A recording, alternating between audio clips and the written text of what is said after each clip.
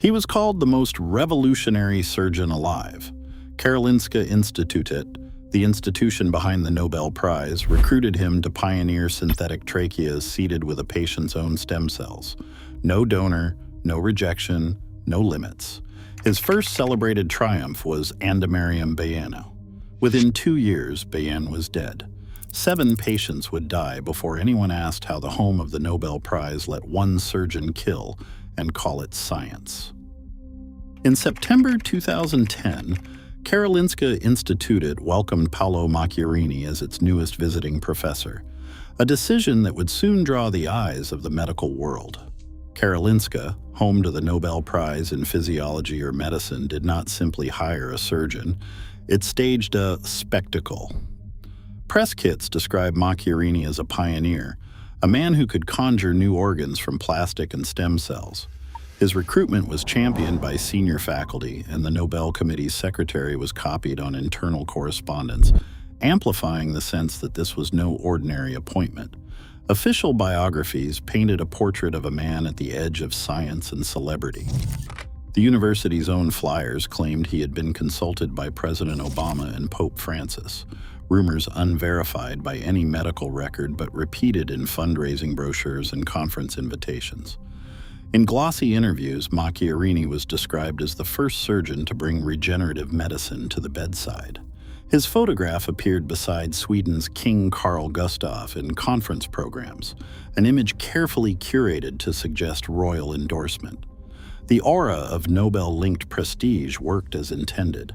When the Lancet published Macchiarini's first synthetic trachea paper in January 2011, it was accompanied by a Karolinska press release sent to hundreds of international media outlets.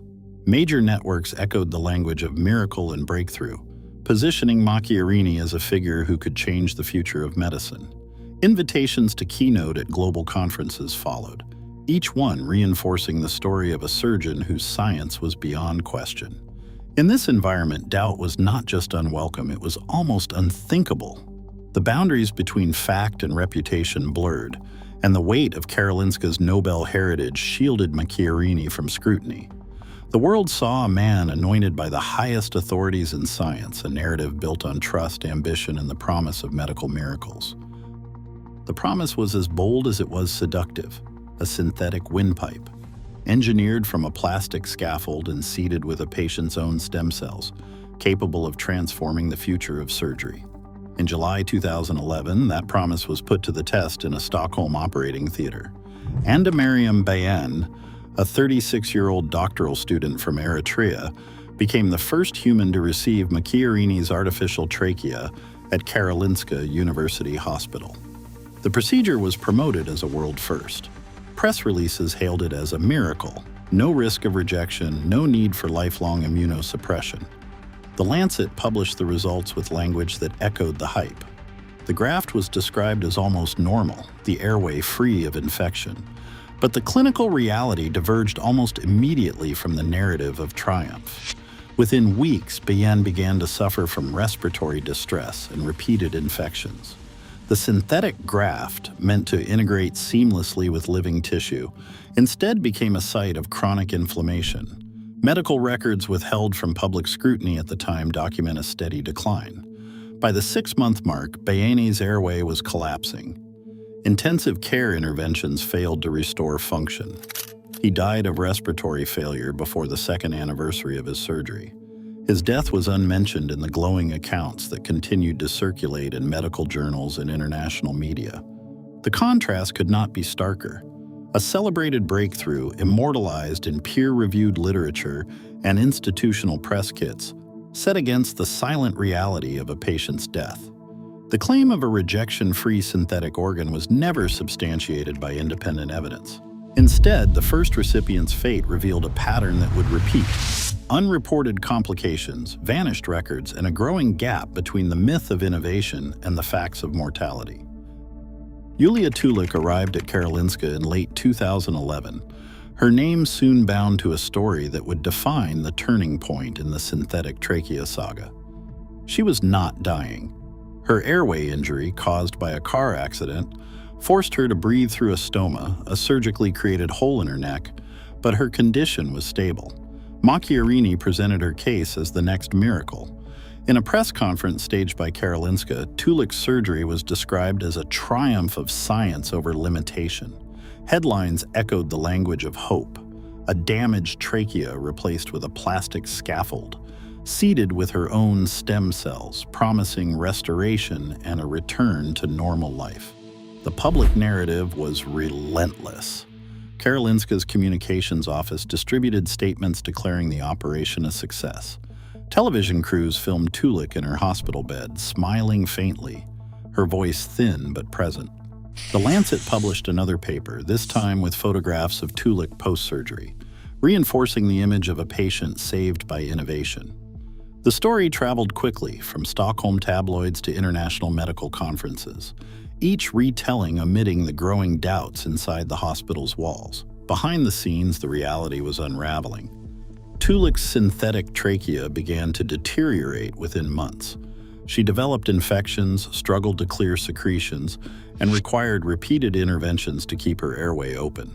Medical records later obtained by investigators documented a steady decline. The graft narrowed, then collapsed, and by early 2014, Tulik was once again dependent on her stoma. In April of that year, she died from sepsis, a direct consequence of the failed implant. The death was not announced. No press release corrected the record. The hospital's leadership maintained silence, even as internal emails revealed mounting frustration among clinicians who saw the gap between public celebration and clinical catastrophe. For the medical establishment, Tulik's case was no longer a miracle. It was a warning, one that signaled the story of Paolo Macchiarini was no longer about a single rogue surgeon, but about a system willing to protect its own reputation at any cost. Doubts about Paolo Macchiarini's credentials and conduct surfaced long before the public reckoning. In 2014, 4 senior doctors at Karolinska Institutet submitted a confidential report to hospital leadership. Their letter detailed not just surgical failures, but a pattern of misrepresentation that ran from the operating room to the upper floors of the university. The whistleblowers described patient consent forms that bore signatures patients never saw, and post-operative complications scrubbed from official records. An internal human resources audit conducted that spring uncovered glaring gaps in Macchiarini's curriculum vitae. His claimed fellowships with the European Society for Cardiothoracic Surgery and honorary membership in the Royal College of Surgeons in Edinburgh could not be verified. Harvard Medical School, listed as a former host, had no record of his appointment, yet these titles appeared in recruitment files, grant applications, and fundraising brochures, repeated without scrutiny. Despite the mounting evidence, Karolinska's leadership declined to act. The complaint from 4 doctors was quietly filed away, and the results of the human resources audit never reached the public. In internal emails, department heads warned against damaging the institute's reputation. For the whistleblowers, the message was clear: protecting prestige mattered more than protecting patients. The warnings remained buried until the scandal could no longer be contained. Yesim Şehtir arrived at Karolinska from Turkey in 2012, a young woman whose life had unraveled after a routine surgery left her trachea irreparably damaged. Macchiarini's team offered her the same promise: a synthetic windpipe engineered from plastic and stem cells would restore her breath and her future. What followed was not a cure, but an ordeal that defies belief. The first implant failed within months. A second synthetic graft collapsed soon after. Over the next 4 years, Şehtir endured 191 additional surgeries, each one an attempt to manage the relentless infections, blockages, and bleeding caused by the artificial trachea. Medical records later cited by investigators document a relentless cycle of emergency interventions, intensive care admissions, and near-constant suffering. She was flown to the United States for a last-ditch transplant, but it was too late. Şehtir died in March 2017, her body exhausted by the same innovation that had been celebrated as a miracle. Of the 8 patients who received synthetic tracheas under Macchiarini at Karolinska, 7 died. The numbers strip away the illusion of progress, 191 surgeries for one woman, 7 deaths out of 8. The cost is not abstract. It is measured in flesh, in grief, and in the silent complicity of those who allowed it to continue. On a winter night in January 2016, Swedish public television aired Experimenten. The documentary unspooled hidden footage and internal documents, exposed the gulf between Karolinska's miracle narrative and the suffering of Macchiarini's patients. Within days, the Institute's rector and the Nobel Committee's secretary for medicine submitted their resignations. 6 of Macchiarini's scientific papers, including the celebrated Lancet reports, were formally retracted. The language of these notices, listing methodological inconsistencies, missing ethical approvals, and unverifiable data, stood in stark contrast to the certainty of earlier press releases.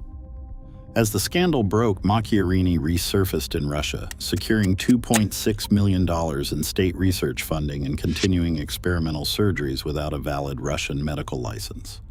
Swedish prosecutors, after years of investigation, brought charges. In June 2023, a Stockholm court sentenced him to 2.5 years in prison for aggravated assault, finding he had operated with full knowledge that the procedures were doomed to fail. His appeal was rejected by the Supreme Court in October, the conviction left intact. Yet the institutions that enabled him, Karolinska and the Nobel-linked leadership, faced no criminal penalties. The collapse of Macchiarini's prestige shield exposed a deeper impunity, one that lingers wherever reputation is valued above truth. The next chapter will follow what happens when a hospital, faced with scandal, simply destroys the evidence. Today, Karolinska Institutet's name still adorns Nobel announcements, while the Lancet's retractions sit alongside the original lauded articles. Institutions that once defended Paolo Macchiarini erased evidence only when exposure became inevitable. This is not a singular scandal. It is a warning. Systems built for prestige will always risk repeating themselves.